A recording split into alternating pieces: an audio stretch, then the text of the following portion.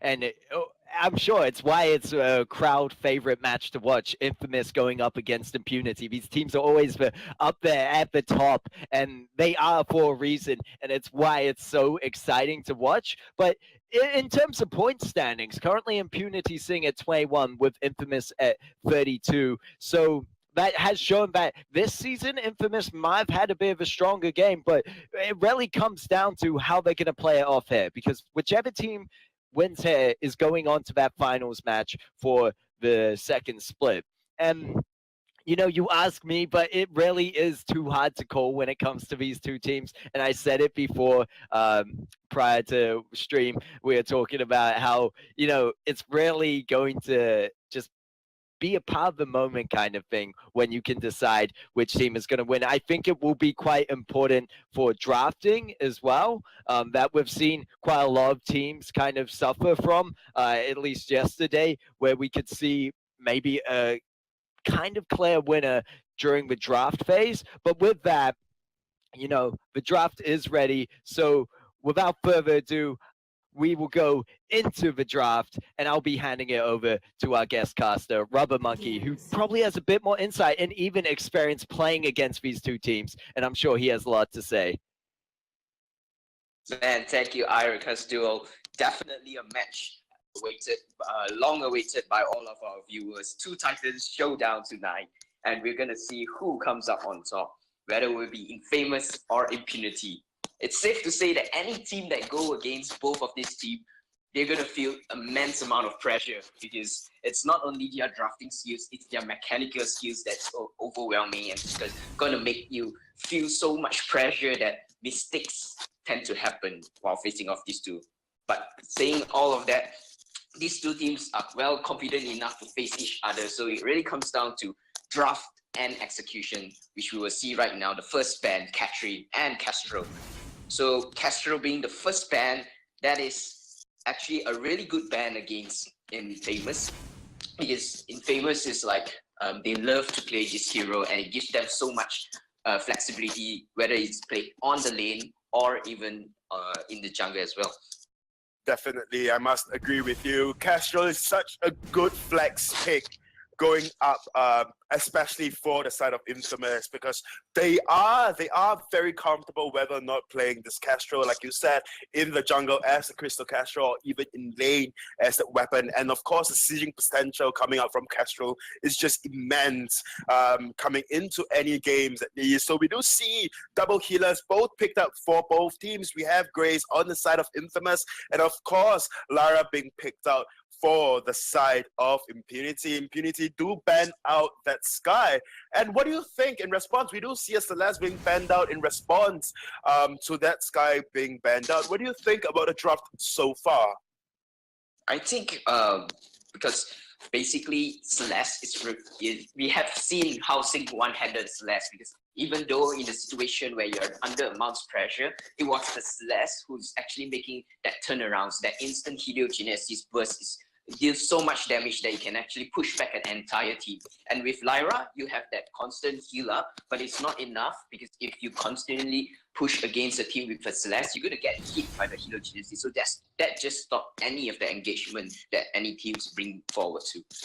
So we do see a Cruel coming out from the side of Impunity. We've seen a lot of Cruel coming up, adapting from the other regions, especially NA. First time we saw Cruel in the competitive scene was from, if I'm not wrong, Von C, from TSM. So we do see Cruel, and then Southeast Asia is adapting to that matter as well. So we do see a Cruel being picked up, and of course in response to that, a high poke game coming out from the side of Infamous with that Scarf. I'm not surprised if they do go for their laner, and that would be Idris, because Idris just does so well in lane. If not, then even Ringo might see an appearance in this game. Just to recap back, that the blue side is Impunity, red side is Team Famous. So oh, really? Yeah. So we are actually seeing that to my surprise, I was actually thinking that Team A, which is a blue team, is actually Team Impunity, because that looks like more of a Team Impunity composition compared to the red side. but we will see that this is the amount of flexibility that the team brings in. They can actually play any heroes, they can bring out any strategies, and I really like the pick from Team Impunity. Actually, it looks certainly more solid compared to Team Infamous, because Team Infamous will be struggling with the Ringo if he can actually come near to Impunity's draft and actually lay down some damage. And Crew chasing into a Scarf sometimes is not that good of an idea because of that goop available on the Scarf's utility. And it's just a pain for Crew to actually lock down a Vox, because Vox is so good at actually zoning out and kiting any heroes that actually is going to chase him down and pin him down. Right. Just a correction there. I think on the blue side is Infamous, and of course on the red side is Impunity. Oh. Okay. I'm not sure. I need some clearance, or rather, I need to be invited into lobby to just be clear about that. But because from the coin toss itself, Infamous is going up after Impunity. If we do see, we are invited in the draft at this point in time. We do see Impunity going up against Infamous. So that was my bad. You were right. I'm sorry. So we do see Infamous bring out the crew again, like they did yesterday. I really like the Ringo pickup coming out from the side of Impunity. Although you say he might struggle against that Vox, but then Ringo is just so strong as compared to Vox in the early part of the game. And we did see the side of Infamous actually did pick out Ringo once against a Baron, and they did very, very well. If they are going to run a double weapon comp, I'm just down to see. Double weapon comp has been climbing in the ranks of meta recently, and it has proved to be, when 1.8 was around and double crystal was a thing, now that the meta is slowly maneuvering and creeping into double weapon comps, and it's just so very strong with double tension bow pickup on both carries. I mean, tension bow and bone saw, they are in a very good place at this point in time, so I'm not surprised if the side of Infamous will bring out the double weapon comp.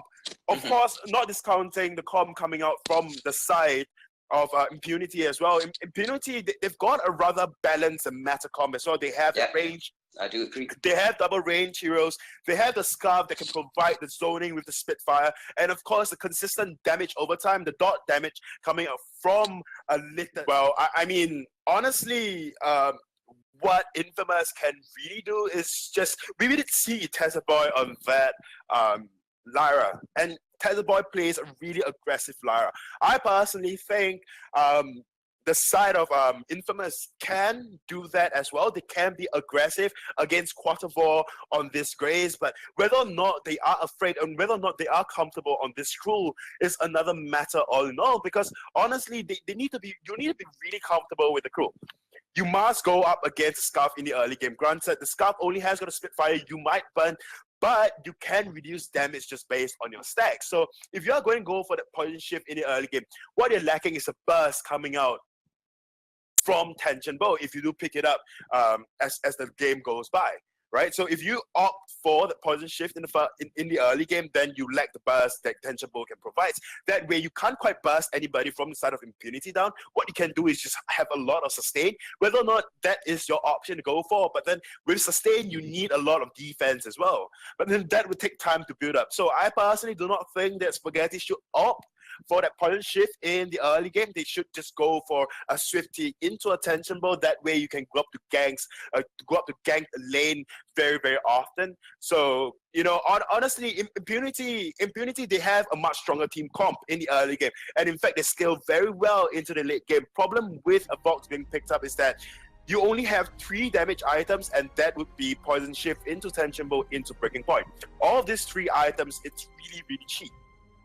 Right, and then you'll start building defenses and of course your boots. Once it reaches when you're full build, and of course Uni will have more damage than you, because a Ringo would not want to build that way. A Ringo want raw red. They would want, say they want Sorrow Blade, they want a Tension Bow. Heck, they even would go for that, Tornado Trigger and Double Tyrant's Monaco if a need calls for it. So, in the late game, that Q is going to lose out in damage and a lot of potential damage. And that is when Infamous team comes shine, because you have Spaghetti in the front line just soaking out and just being a distraction. And then, of course, you have Uni doing in the back lines, just putting out a lot of damage.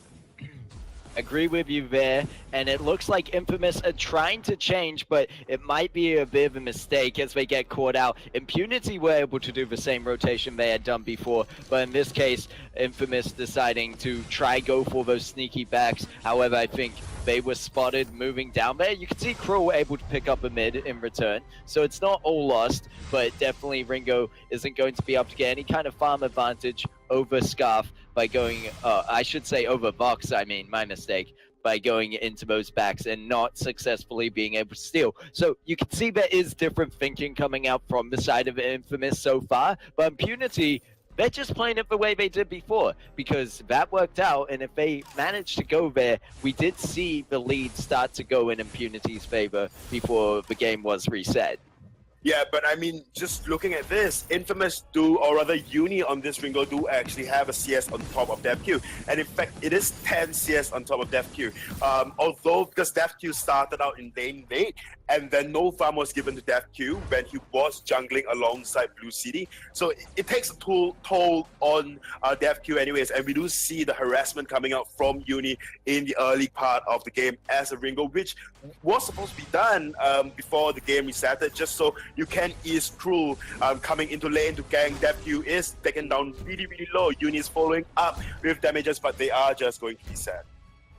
And they're not going to quite get the kill over onto DevQ there, but good try from Infamous, and this is a nice change of pace, seeing a bit more aggression coming out from their side. And you're right, Uni does have that advantage over DevQ, who's only a free farm at the moment. And I thought that maybe it would have hurt the side of Infamous more by going into those backs and dying, but because none of that farm that when they invaded the enemy jungle and cleared through their own was given over to DevQ, it really has put DevQ in a bit of a spot for now, at least. And I think the ideology behind that is they want to get this Scarf up and running. They really, and it's why you put Scarf in the jungle and why you put these mage heroes in the jungle in the first place, which have, I guess, from traditional roots being those kind of lane heroes like Scarf and Celeste. But by putting them in the jungle, you're able to level them up a bit quicker, and they're able to reach those power spikes quicker. So, of course, they're wanting to give the farm over to that jungler. However, I do worry for DevQ if he gets too far behind this Ringo, because then it will be a problem keeping up with the items that Ringo is putting out. We now see Ringo at 30 farm and DevQ sitting back at 18. But that could change as long as they get some good team fights going off and good ganks up in lane, helping out DevQ with this disadvantage. Yep, we do see Spaghetti is rotating up to lane a little more often now. And anyways, just a quick update for all the viewers out there. We did receive the match now between AS and Uni is taken down really low. I'll continue afterwards. Looks like Spaghetti is going to be the one to jump onto Blue Sea. Meanwhile, Scarf was able to get a Spitfire in there to pick up Uni, and it's going to be kill for kill. DevQ giving a cheeky little emote there and going to push them back, but Spaghetti not actually backing off completely. Wondering if that minion's giving him away though, however, and it might have been because you see DevQ with a quick reactions to back off from that one, but once again is going to just sit in bush, get healed up by the Imperial Sigil there, and they're going to back off. These teams doing small trades at the moment, and it's what they want. I mean, the early game kills don't mean too much unless you can get objectives and real hard advantages out of them. Yep, definitely. So I think both teams kind of just farming up at this point and waiting for the right chance. Yep, I do agree with you. Anyways, just a quick update before that fight or another potential fight would break out. The match between ASN Esports and Branchong. ASN won that series 2-1, and you know it was an amazing. I think what the production was telling me was that it was an amazing fight between both of them. It was really close as well. So GG to the side of ASN Esports clinching that. So we will be seeing ASN going up to whomever wins this round in the semis too. And it was definitely such a close match previously between the two teams, ASN and Brenchons, and I think we're going to see another. I won't be surprised if we see another best of three here between Infamous and Impunity. Yep, I mean, both of these teams are really, really close. They are starting, once Spaghetti actually picked up that poison shift, and it's looking to be, you know, not as one-sided as before when the game resetted. So, you know, honestly, they might have a chance right now on the side of Infamous. They are going all in lane.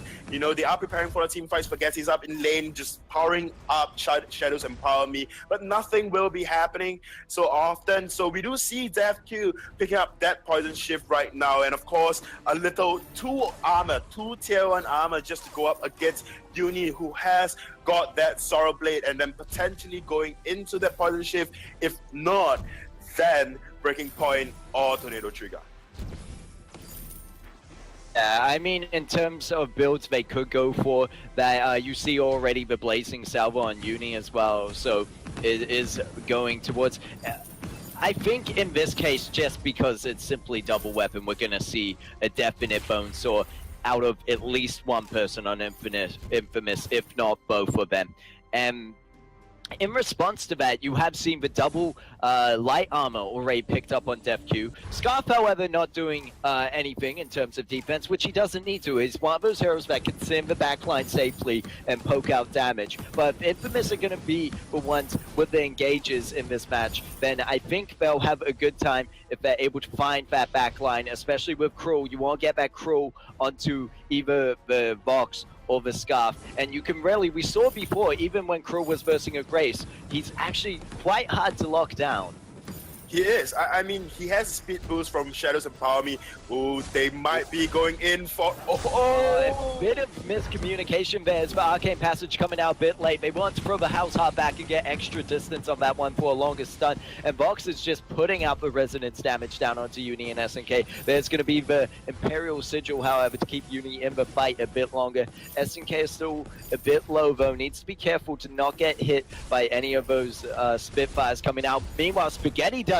Cordoba going to jump in there on Grace and pick up a kill, and things are starting to get moving. Here's Impunity putting a lot of pressure on the side of Infamous and pushing into this turret. And this is looking a bit more like what we saw previously. I am glad to see, however, that Infamous have made some changes to kind of make it a bit more even up until this point.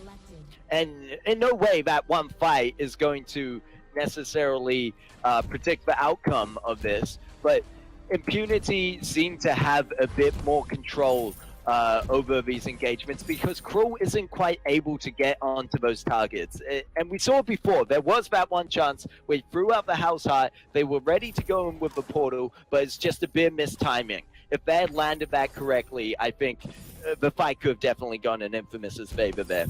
Definitely, but then we must also look at draw. They have, you know, as a Cruel, you are not quite afraid, you're not quite deterred by a Celeste because you can kind of dodge out all the heliogenesis and the potential Holy Novas coming out from Celeste, whereas for Scarf, if you are in close range, if you are in point blank range, what happens then is you can't quite dodge out the Spitfire because your margin of error is just so small. And of course, you know, Cruel is just doing a really good job right now. I mean, Spaghetti on his Cruel is just looking for any potential gangs just sitting up in lane, trying to just look for gangs. But then the problem is that there's Quarter 4 there that can just hold up lane very well. And the immense early game that Grace has over, say, Lyra. I mean, Lyra has got a sustain, but then damage-wise, Grace is just so much higher. They might be looking for a team fight right now. I mean, Infamous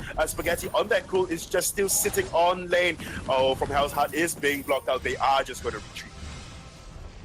Yeah, and good job by Impunity to once again negate the initiation off of Infamous, and it really comes down to whether Cruel can get onto these targets and can get onto that backline. And I won't give it up for Cordoba for doing a good job on this Grace, and I really love seeing Grace being played in the current meta because she is so strong at the moment, and there's no reason why you wouldn't. I don't think they checked that bush, however. Uni was going to be the target, but they're going to have to turn themselves around as Vox is now getting hammered down by that Cruel, and it's going to be Blue City using the Dragon's Breath to once again disengage from those team fights. So you can see Impunity have a lot of control over where these fights are going, and it almost went in the wrong direction for Impunity when they didn't quite check that brush and they went straight for Uni. Also trying to defend that turret, so yeah. There is one thing about the side of Infamous is one thing. The amount of pressure coming out from Impunity is just so much so that, you know, the side of Infamous just couldn't go back to buy at all. I mean, just look at SNK and Spaghetti. They are taken down really, really low by a Spitfire and good combo. So, you know, they need to go and buy. Spaghetti is sitting at 1.5, and of course Uni is sitting at 3.2. There is no reason for Uni to continuously be in lane at this point in time with just one Sorrow Blade and a Blazing Salvo. They really need to go back and buy that. There is no reason for them to be in lane again. And of course, but then they must also consider the pressure coming up from the side of Impunity as well. Now that Impunity knows that no one is in lane, Spaghetti better hurry into lane to try, you know, just to try to hold lane for a bit before Blue City comes up. Yeah, and right now it's a bit of there really hasn't been too much action between both these teams. They have been going into fights, but there's been no real kill confirmation so far. At least for Impunity, they have 3 kills to their side and 1 on the side of Infamous. But most of these fights end up just being a bit of poke and then a bit of disengage because these teams are so close. And we see Uni now going in with the Hellfire Brew, but there's no follow-up just yet. There's move from House Heart, and they jump on DevQ and burst him down instantly. There's going to be Grace with the Holy Nova to knock them up and stop the engage anymore. However, Infamous now have the man advantage here, and they should be able to push onto this tower as you see Uni quickly cleaning up those minions. And they're not even going to have Krul's help for this one. Krul is just going to turn his attention to the gold mine at the moment, and Ringo going to try kite his way around it, but that might be the wrong decision because Ringo gets caught out in the goop, in the Spitfire, and gets ignited. Spaghetti, will he be able to take this one, or is it going to get stolen by SNK? He doesn't have the Spitfire up just yet, and it's going to go over to Spaghetti. There's a Spitfire landing onto SNK. They could decide to follow through with this one because they have now the man advantage has been reversed to the side of Impunity, and they have control of this team fight once again. And you could just see how Impunity even turned around that dive before. I think Infamous really should have stuck together as that 3-man team and rushed down that turret. It would have meant a safer turret, a quicker confirm on the turret, and it just puts out a more of a mental state of you have more man advantage and more damage. But right now Uni just jumping up into that lane, taking out DevQ and almost catching out Blue City, who does get the Fountain of Renewal, but he's going to get hit by the Achilles shot, slowed down, and they manage to pick up the kill. And now they're going to go for the turret, which they managed to confirm in the end after losing their own, however, but they're going to get the ace for it, and they might even take a second turret from this one. Well, I mean, Infamous, just look at the item pickup on the side of Uni, and as compared to DevQ on that Vox. Vox has got Tension Bow, has got a Poison Shift, he has got a Breaking Point. But then if you do not allow all of these items to stack up, then of course, then Vox is kind of useless at the end of the day. Excuse me. So the best option at this point in time is really just to burst the Vox down, followed by Blue City. I mean, Uni is doing a really good job. Uni has got a Sorrow Blade, has got a Tyrant's Monaco, and a Tornado Trigger, possibly going for that second Tyrant's Monaco. Just imagine the amount of burst coming up from Uni. I mean, defense is really just not an option at this point in time for the side of Infamous. I mean, if you can burst down enemies, then what for defense? I mean, they are playing the distraction technique. They are playing the distraction comp right now with Spaghetti just being the front lines, and of course SNK just keeping Spaghetti really healthy, and Uni just put out as much damage as he can in, you know, from the back lines as well. And also Krul, I mean, we cannot deny that Krul has got no damage at all. We saw just now that Krul was in the back line when From Hell's Heart actually hit Vox. DevQ on this Vox, and it wasn't blocked out at all, and Krul was just able to immediately burst him down with that tension, but with that poison shift of the proc of the mortal wound, and of course the slam down when he proc his stacks as well, of the weakness stacks at least. So, you know, honestly, it looks like rather even game for both sides at this point in time. They have the damage coming out from the side of Infamous, and of course the side of Impunity, they are just counting on Blue City to put out as much poke damage as possible just to deter the side of Infamous to just go in for the engage. Oh, they are now going to sneak a Kraken with all 3 members of Impunity back at base. Oh my, Infamous with the massive play here. This is going to help them out so much, and what they know they need backcracking, because between Infamous and Impunity, it's always such a close game. And we've seen how Impunity had that initial early game start, but Infamous starting to take control here, and that is a very smart play. And you see a lot of teams being a bit too passive when it comes around to Kraken, and they have the chance to take it, but I think it comes down to the experience on Infamous, knowing they have the damage there, and they were able to just have the confidence as well to go for a play like that. It is definitely, I mean, it is down to macro players. When both teams are of equal stage and equal footing, it's really just down to how well you can macro play, how well you can micro. I mean, there is no micros in the terms of this because both teams are rather equal, but it's just down to macro play and who can secure objectives and who is better at securing objectives.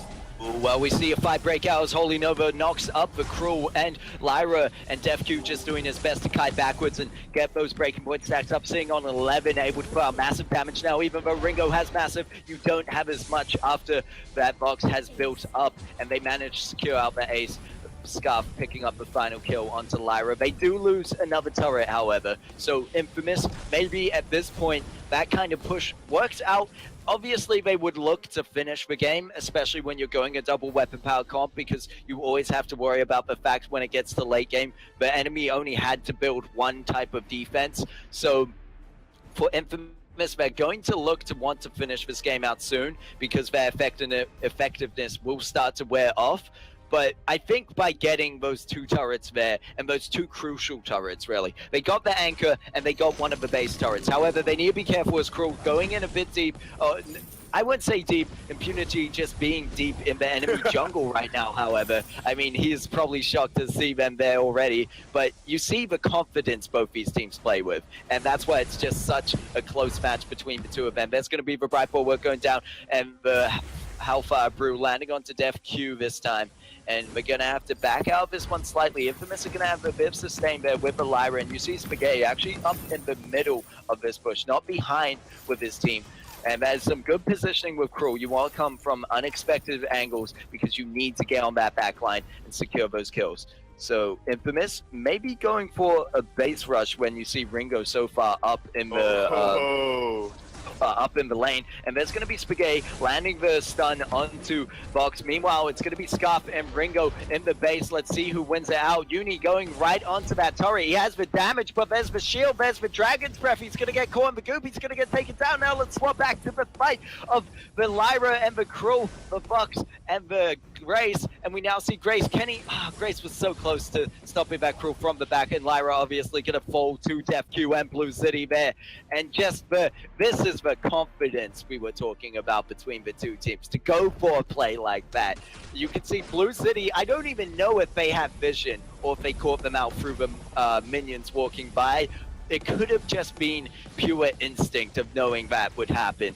But these 2 teams really understand how they need to be playing right now, and you can tell Infamous are desperately looking for a way to close it out, but that might have just been turned on them when Impunity took that Kraken there, because it is going to be tough to defend their base at this moment. They could still go for the backdoor strat even, and that might be what they're looking for. You see Uni and Spaghetti moving along this top side of the lane. There's the flares. Good job by Cordovar to get them out there, having a fair few on them. They don't have anything in terms of scout traps in their own jungle, so Spaghetti could just walk around through, which he's going to do with that passive speed boost with the Shadows Empower Me as well. Uni and SK are like, hey, we're here, it's just the normal day. And you see, oh, Blue City, considering taking a guest back, he is getting that teleport ready for the second he sees Cruel, because he knows that the crystal on that side is he is going to go for that back. However, there's going to be 1 turret lost, but this could work out so strongly for Infamous here. They just stopped them from that initial Kraken push by the fear of having Spaghetti not around. Spaghetti didn't even have to go into their base and do anything. He was just not there, and they weren't able to confidently push onto that one. This is almost a mind game between these two teams. But Spaghetti is still trying. There is no doubt about that. He is just swimming, in the top lane brushes. They are looking for, and probably backdoor. We do see Scarf going back and trying to TP as fast as possible. Grace is as well. DevQ just ran back to base just to help secure and of course protect their Vein Crystal. Oh no! SNK, we might see a repeat of yesterday. They don't even know it's SNK. SNK goes in with the arcade passage. They're going to be followed through by Impunity, but the help from Outside shuts down Blue City and gets the stun off. They're able to finish off the Crystal with ease with the damage they had. It was 21 minutes in. They knew they couldn't take a direct fight, and they went for the play. They went for what you called the brand corner yesterday, but Impunity this time, Infamous this time, going over in a similar fashion with the Lyra using the arcane passage, and I can't believe she didn't get caught out. Those are crucial parts you need to put down where the scout traps. You really need them behind the gold mine along your base wall when you've got your Vein Crystal open like that. But what a way to end that first round. Yeah, that was an amazing game. I mean, it was amazing plays coming out from both sides as well. I mean, both Infamous and Impunity, but then at the end of the day, the mind games paid off for the side of Infamous. I think it was just down to mind games. Because of Cruel not being there, Impunity was forced to give up on their siege, which might potentially help them end the game and immediately TP it back. And that was the problem. You see, when you have your Vein Crystal exposed like this. Anyways, to break down the game further, we have Rubber Monkey. Hey guys, back here to analyze the entire game. What an intense match against Infamous and Impunity.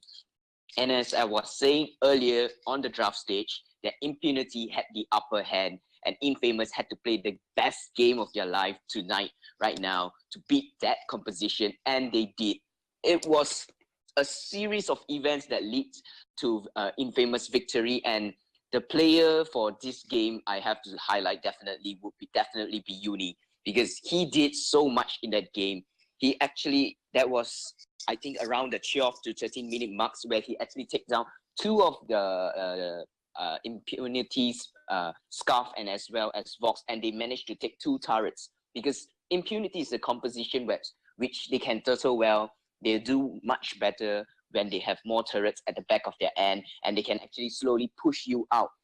But because of them losing so many turrets at the early part of the game, that caused them to become at disadvantage. And the best part about that game was the mind games that you guys were talking about in the middle of the game, where Impunity was down to only the Vein Crystal standing, and it really just forces the players from Impunity, especially Blue City, to just be on standby to every time go back, and it just wasted that Kraken push on the side of Impunity. And I really love the last minute coordination between Team Infamous, where they just rush down to Team Impunity base and just portal into the Vein Crystal.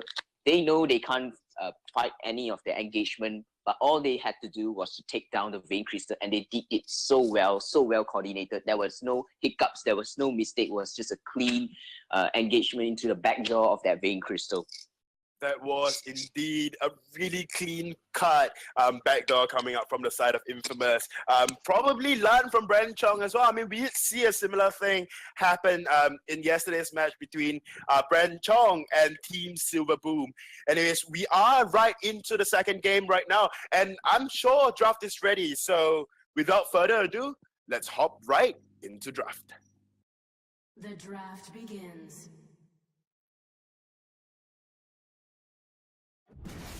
So coming into the second draft between between Infamous and Impunity, what do you think would go down? Would we see another Lara pickup? Because Lara has been facilitating a lot of these backdoors. I mean, just look at Brand Chong yesterday. It was the Lara that kind of orchestrated the backdoor. And even today, we have Infamous on the Lara that pulled off a similar backdoor.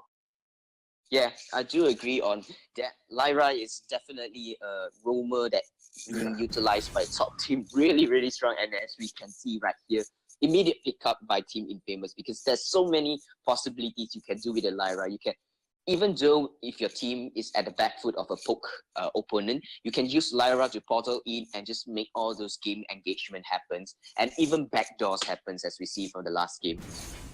Yep, we do see Lara being picked up, and of course, in response, the next most reliable roamer there is that has got a lot of CCs in her kit, and that would be Catherine. We are going to wait for the final, the second ban coming out from the side of Impunity. I think at the game, in that particular game, Uni, like you said, put in a lot of work for the side of Infamous. So would you see, they are going to ban out the Celeste, just depriving Spaghetti on the Celeste, maybe forcing Spaghetti into another mage, like say a Samuel, not a Scarf. I haven't seen a lot of Scarves coming out from Spaghetti. So probably the Samuel that can be deprived from the side of Infamous. So we do see a Casual being banned out for the side of Infamous, and of course, that was in response to Celeste. I mean, Castro is in a very good place right now in the meta, whether or not you play her Crystal or just Weapon. I mean, the siege potential of Castro is just insane. We do see a Vox being picked up.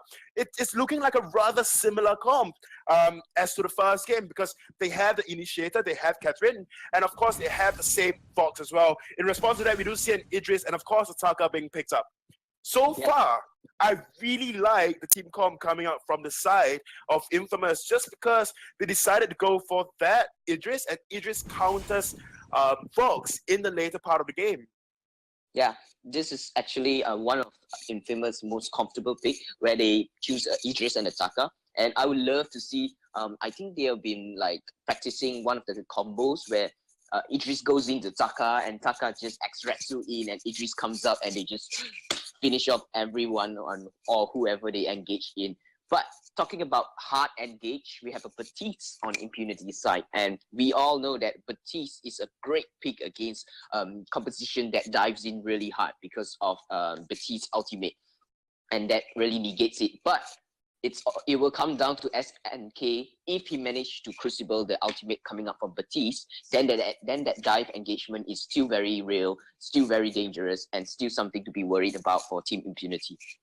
Definitely. I mean, hard engage comms. The side of Infamous decides to go for that double assassin comp with that Idris and of course Ataka. For a lot of people who do not know, Idris is actually counted as an assassin, if I'm not wrong. Mark me if I'm wrong, but I personally think that Idris is actually, I personally remember that Idris is an assassin. So I know a lot of people go like, but then you play Idris in lane. Who says you can't play an assassin in lane, right? But anyways, back to the draft itself, we do see a Baptiste, and it's one of the rare moments we do see Baptiste. And Baptiste plays so well into the team comp coming out from the side of Infamous. Like you said, he can stop a lot of hard engages and even dive comps just because of Fearsome Shade alone. And on top of that, Ordain is something that people, or rather the side of Infamous, has to worry about, whether or not you block the Ordain or the silence coming out from Catherine. Because honestly, there are two AoE very big ultimates coming out from Impunity. We have Blast Tremor on Catherine, and on top of that, we have Fearsome Shade coming out from Baptiste as well. Both of these ultimates are very, very big in this game, and on top of that, they can initiate with Wait For It on Vox that has got a 1 point something, I think 0 point something silence time, and with that, they can chain the Blast Tremor, and then of course into Fearsome Shade. So if you cannot time your Crucible right, then that would be a big problem. I mean, even if you do time your Crucible right, you can probably block out Blast Tremor, you could probably block out Wait For It, but then it's going to be difficult to block out Fearsome Shape because of how it is shaped. It is in the shape of Celeste's owl, So you might block it out for yourself, but then probably not for your teammates. But then at the end of the day, if they can surprise attack, we have the Arcane Passage, we have the Bright Bulwark, and we have Shimmer Strike, and of course, adds Retsu and Kaiten on Taka that will facilitate their dive. What do you think? Whose money are you on? I mean, just look at the team comp alone. Well, there's a lot of things to say about here because that from team composition itself, I will put my money on actually Team Infamous. Like you mentioned earlier, there's a lot of things to block with Crucible, but the problem is that if the Crucible is timed right, that you can actually negate all three ultimate if they would actually chain their ultimate, and that can spell disaster for the entire team of Team Impunity. Unless Team Impunity can really see into baiting the Crucible out, then that will be a different story. But the problem here is that you're looking at an engagement which is just a front engagement from Infamous into Impunity, and all three of them are exposed to the ultimate. But what happens if Infamous come from all three different directions? Then your ultimates will have then you will have problems planning out how to throw down your ultimates because you only have to decide to hit one or to wait to hit three. But is waiting too dangerous for the entire team engagement because it's the entire team of assassins. So it's going to be difficult for Team Impunity. And even with the disadvantage in the draft for the previous patch, in the previous match, in my opinion, Infamous still pulled through. So with a more solid draft, I'm putting my money on Infamous. Definitely. And of course, with that, and of course, talking about this game with me, we had the most amazing I Request a Duo. I Request a Duo, just a quick question. Who's your money on?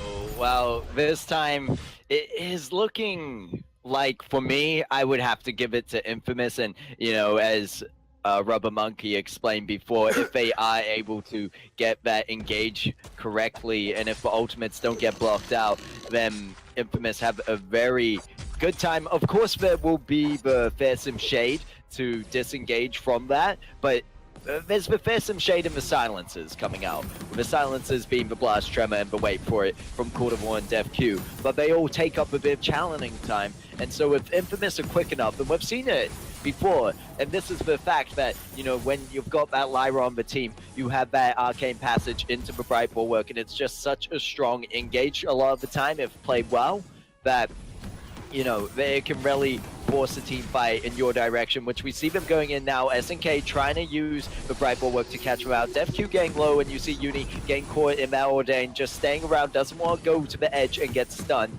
and is able to back out of that one. But for me, it's definitely my money's on Infamous for this game. Well, yeah, and I must agree with my analyst, Rubber Monkey, and of course, my caster, I Request a Duo. I do agree as well. I mean, Infamous just looks so much stronger. Granted, they have got a lot of CCs and a lot of crowd controls to consider coming into this game, going up against Impunity. I mean, they've got double silencers, they've got double stun. In fact, if you consider Ordain as a form of stun, if you walk to the edge, and of course, you know, they have some shade to worry about. But if the side of Infamous do come in from all three sides, and that would maybe spell trouble for the side of Impunity. But at the end of the day, we did see, like Rubber Monkey said, although the team comp did favor, or draft did favor the side of Impunity in the previous game, it was just down to macro plays coming out from the side of Infamous that won them that game. And so a lot of times, So macro plays and micro plays, both are equally important.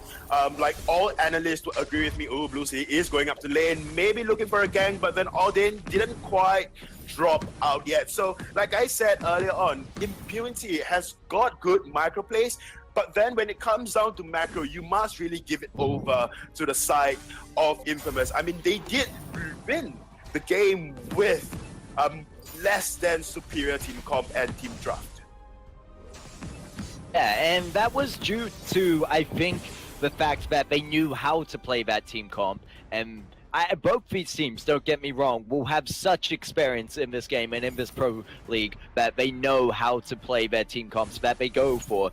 I just think that, as you pointed out, at the moment, Infamous look like they're stronger. There is the CC to keep in mind on the side of Impunity that you mentioned, but Infamous just have a stronger engage comp, and a lot of the time, that's what wins. As we see Taka going invisible with the Kaku, there's going to be the right bulwark forward. They ain't going to keep him there, and that's actually a good combo to see coming out of the side of Impunity when the Ordain keeps them trapped, and then Vox kind of has an easy time to just run around and land resonance bounces. So I'd like to see a bit more of that going through. Impunity could have some engage here if they manage to catch them out with, say, Ordained and Merciless Pursuit, and later on when they get these silences. However, it will be tough for the side of Impunity, and I think the fact that they're already down 1-0 on a fight where rarely they had the better team comp. However, Infamous just played their double weapon power team comp amazingly, and as Rubber Monkey said before, they had to bring out their A game, and I think that's what both these teams are doing here today, you know, to fight for that finals place for Split 2.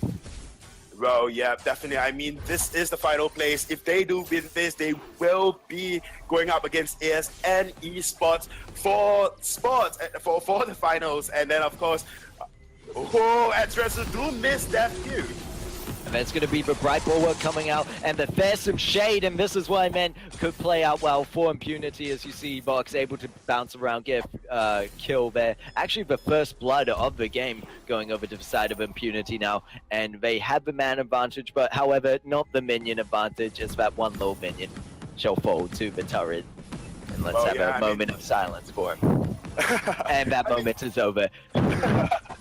We do see DevQ is really comfortable on this box as well, just knowing when to push lane. But then, of course, we can't discount the fact that Spaghetti on that Idris, you really just need your Shipper Strike. Oh, they are going in for another team fight. DevQ was taken very low in that team fight in that tiny skirmish, but then they are just going to back up. Uni is in the jungle and might be caught out. Uni might be going down. Uni is very low. Uni is dead.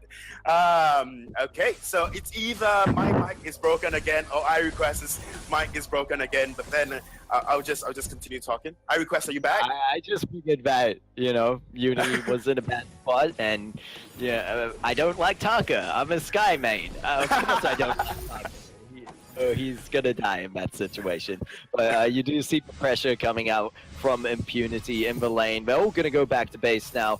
Good call from whoever decided that one, because we now see the Shatterglass and Tension Bow coming out. Shatterglass obviously being picked up on the Batiste, and the Tension Bow followed along with the already Poison Shiv for DevQ on that box.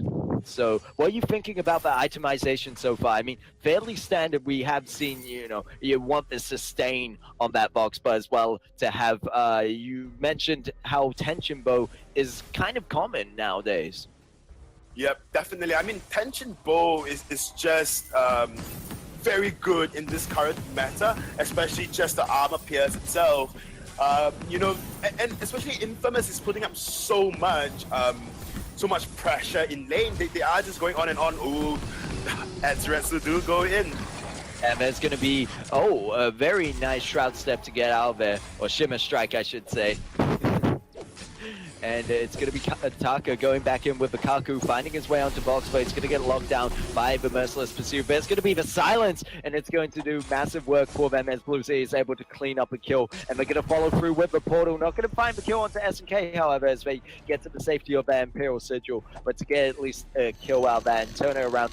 Although Impunity kind of engaging these team fights, there's a bit more reactionary play by the side of Infamous there for Taka to try go back in onto the box. And I don't believe, was that kill that happened there the one onto box as they secured it? Yeah, that was onto Vox with that. I know, not was it? Yeah, it was onto Vox. It was a return kill onto Vox. The first pickup was actually Spaghetti. Oh, sorry. The first pickup was DevQ, and then a return kill was on Spaghetti on that Idris. So, honestly, like, we are seeing how Impunity's team comp is panning out. They have a lot of CCs, and the side of Infamous has just got no answer to that CC. And even if they've got high dive comp, they are worried about Blue City as well. And Empowered Batiste is just so very scary, and there is no denying that, Blue City is going in. And the problem we see here is Taka jumping in, does get locked down and silenced and then killed while in the fearsome shade. And Vox, you can see over meanwhile being able to have free reign with the resonance bounces. Surprisingly enough, he didn't go for early breaking point, which might have helped out in these situations as well. But I think they are looking for the burst and confirm kills on, I guess, a sustained team like the Lyra and the Taka. So in that sense, it isn't a bad idea, but I would like to see a breaking point at some time being picked up on DefQ just because of the amount of resonance bounces he's able to get off during those engages when they are able to lock down the enemy team. Well, I mean, the breaking point usually comes as a third item for usual boxes because Poison Shift you pick up first just to out-sustain the other laner. And of course, oh god, It's just getting destroyed there. Does manage to get the turret, however, so first objective of the game going over to the side of Infamous. You see Impunity looking for more now. They're probably looking for that return turret as they push this minion wave in. And you just see Ordained. He does manage to dodge out that and gets out the stun. I think the silence missed him just, but he's not going to go back in there anytime soon. And Impunity picking up a return turret. Currently, the lead in kills, 5 kills on the side of Impunity and 1 on the side of Infamous. However, the goal lead is ever so slightly in favor of Infamous at 23.5k, and the objectives are even. And it's once again these teams playing it so evenly. Wouldn't you agree? It's going to be a close match, if anything. Definitely. I mean, I'm not surprised if it comes down to a game of 3 because of how even both of these teams are playing. And there's one thing though, we do see Vox going in for a lot of fights, but then with another fight is happening yet again. Actually, this time Lyra getting caught out there, and Taka now left to have free reign. This fight could go a different way because Idris as well was able to get some damage down, but it looks like Taka won't be able to escape from this one just yet. There's going to be the flare coming out, and DefQ should be able to pick up his kill for the double, and they have the ace minions to push on through. They might even be able to find a turret with this one, but instead are going to turn their attention to the gold mine. You know, honestly, I really think that the side of Infamous, they should lock down DefQ ASAP because Ordained's cooldown are rather long as with Fearsome Shade as well. So I don't see a reason really just to take down Blue City as fast, especially when Blue City is not empowered at all. They should prioritize DefQ first because DefQ has got the sustained damage. He can stay in a fight for a very long time, and on top of that, he has already picked up that breaking point. That would make him a little more scary if you allow him to be unchecked. And then of course you have Blue City on that, but he's not yet done with that broken myth, so you know you can't quite leave him unchecked for a little bit, or even just split target when Spaghetti go on top of DefQ, and of course Uni tries to get down or burst down Blue City as fast as possible. They can't just quite all go into one target. Problem with that is that if you do, then the other one will just burst it out. And you see Taka making the initial jump onto Blue City. They are able to find the kill this time, however, but it's going to be Idris going low and he gets taken down by Vox. And this time it's going to be DefQ with 12 stacks on that breaking point. And he surely can fight off Uni at the moment. And whoa, no, like getting flagged out, and Uni came flying back to pick up the kill there. But you can see the danger of it, of leaving Vox unchecked, as you mentioned. So they need to be careful about that one. I'm not sure about Uni playing around here. He does have the Kaku to get the health back up. He might be up to pick up a kill because Stormguard isn't up just yet, and there's going to be the bleed to pick that one up. Taka going to be able to, I think, pick up at least 2 of those kills in that fight. And Idris was able to do a lot of damage. The problem is that on paper, we looked at Infamous's team and we were like, they have a good dive and sustain comp. However, I think they're just really being put in place by Impunity for the most part, in terms of Impunity making very good use of that combined CC. You see whenever Blue City uses Ordained, there's going to be Court of War there with the Merciless Pursuit to stun them down. And then it also just provides that zoning that you have.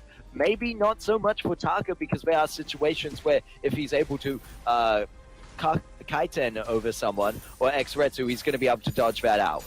Well, yeah, definitely. I must agree with you. But there is one thing we must note, though. It's just immense amount of CCs. And like it's back to my old point. We see the FQ just being in the fight for so long, building up 12 stacks, 16 stacks of breaking point. And at a point in time, there is really nothing to wear the FQ down.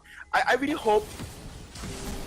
Well, we're going to quickly see another fire engagement. It's going to be Vainglory coming out from Box, being the main target from Spaghetti, as well as Taka, who's jumping back into the fight once more. And they're now going to target Blue City, who's trying his best to survive in there. But you're not going to out-sustain Infamous. And it's a... I don't know how to call these fights because it's not going to go one way or the other. I mean, it's not going to go... The whole match is not going to go in one team's favor because we've seen both these teams, they come back one fight after the other and just turn it around. I must say, though, that was a very good fight coming out from the side of Infamous, only because they managed to burst, or not even burst Vox out. DevQ was in there for so long. But, you know, they did target DevQ down. Oh, Quadruple is there for the silence. And it's going to be another engage coming out this time. Impunity, the one being the aggressors here. Infamous having to be on the run, but Taka going to jump back in there. No one's checking him right now, and Spaghetti just right up in that face is able to take down the box, looking for the Batiste, and we could just see the power spike that Infamous have hit, and it is immense. They just happened to go into this. I think before, the CC was enough to kind of open up an opportunity where Infamous didn't have the damage to kind of contest the fight, but Infamous now just turning it around, and you can see now taking that Kraken really quickly at 15 minutes 55 in, and they're going to be already pushing down onto the anchor turret of the side of Impunity. Yeah, we do see Uni going in for the anchor turret. He's going to dive in there. I don't know if he's going to get caught out. There's Vikaku. There's no flares on either of them because Catherine isn't around to help. You can see Catherine actually with the contraption as well as 5 flares. This is how much they know that they can't let this Taka get away, and they need to lock down Taka. But it's become to the point where they are so focused on the initial dive in from Taka that no one takes out Spaghetti, and he's just up there in the front line having a ball at the moment, and we might see a similar fight break out as Infamous make their way up to the base. Cordovo going to go in with a stun, but leaving Vox alone at the moment. Does turn around with the silence on the Blast Tremor, but we see Blue Zeddy on that back line, not close enough to his team to help DevQ out, but DevQ going to try to do what he can as he builds up his breaking point stacks, but it's going to get mounted by the Idris and Taka, and it looks like Infamous are going to just push this one in. They might be able to win it. It's only Blue Zeddy left, and half a Kraken. 3 members of Infamous. What can Blue Zeddy do? Can he get the triple? Can he make the plays? I don't know. There's a pause for some reason. But that's going to go away in a second, and Kraken is low, so is Blue City. Idris going to pick up a kill. No one on Infamous going to die, and that's going to be the game going over to Infamous, scoring that one 2-0, and they are going to be moving into the finals against ASN Esports. They are indeed. I mean, that was really good play coming out from the side of Infamous. And honestly, if you think about it, in the early part of the game, Impunity had it all set in stone for them. They have the merciless pursuit for the CC. They have Ordained just to keep the dives in check. And of course, they have Blast Tremor and Fearsome Shade as well. On paper, damn, they look like a good team. Yeah?